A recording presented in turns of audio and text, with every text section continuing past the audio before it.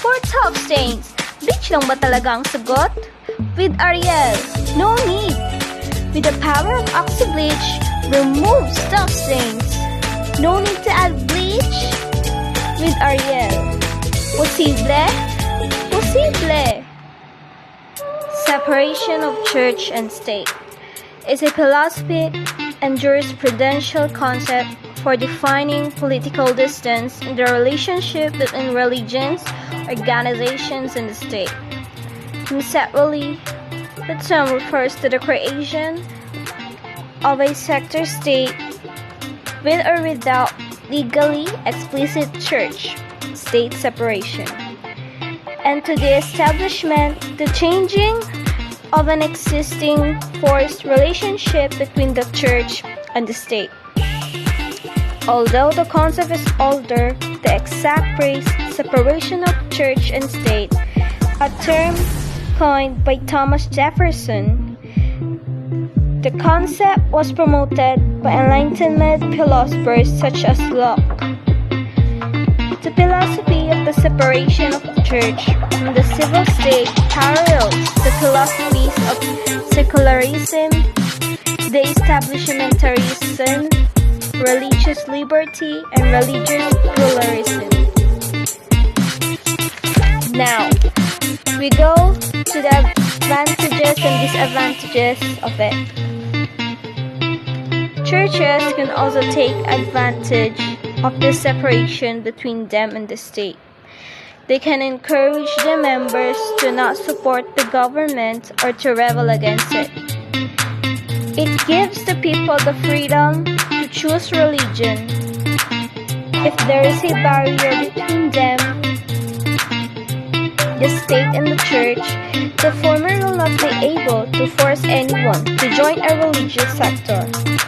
Moreover, people have the freedom to establish religious organizations without the state keeping them from doing so. And that the government takes advantage of separation. If the church is not involved in the lawmaking process, the state will have absolute power to make and execute some unjust laws that may lead to hatred and segregation of people. Without a separation of church and state, there is the possibility of having the government dictate which religion a person can follow. Other religions could be fully outlawed. By separating these two entities, people have the freedom to pursue their own faith instead of having it dictated to them. In 1791, the first amendment to the Constitution of the United States was ratified. Part of this amendment, often called the Establishment Clause, states that Congress shall make no law respecting the establishment of religion or prohibiting the free exercise thereof. It is the phrasing that provides the idea of having a separation of church and state within the United States. The pros and cons of separation of church and state are relatively new concepts considering the scope of humanity's history. Even during the Middle Ages, most rulers governed under the idea that they had a divine right to do so. The Pope even claimed the right to depose European kings. That's why these key points are so important to think about.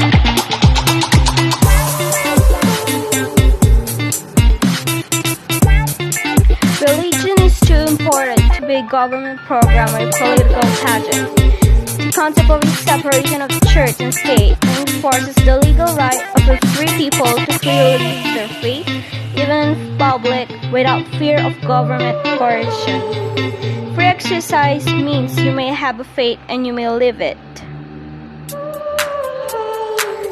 While the phrase separation of church and state does not appear in the U.S. Constitution, it forms the basis of the reason that organized prayer as well as almost all types of religious ceremonies and symbols, have been banned in U.S. public schools and most public buildings since 1962.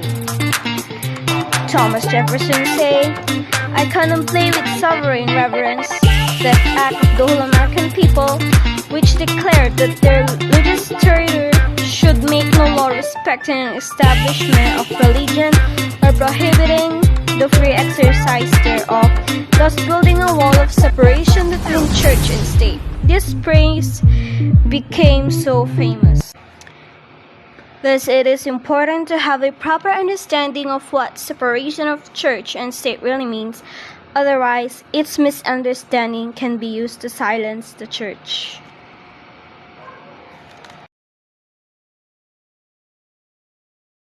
This portion is brought to you by Coca-Cola. Taste the feeling.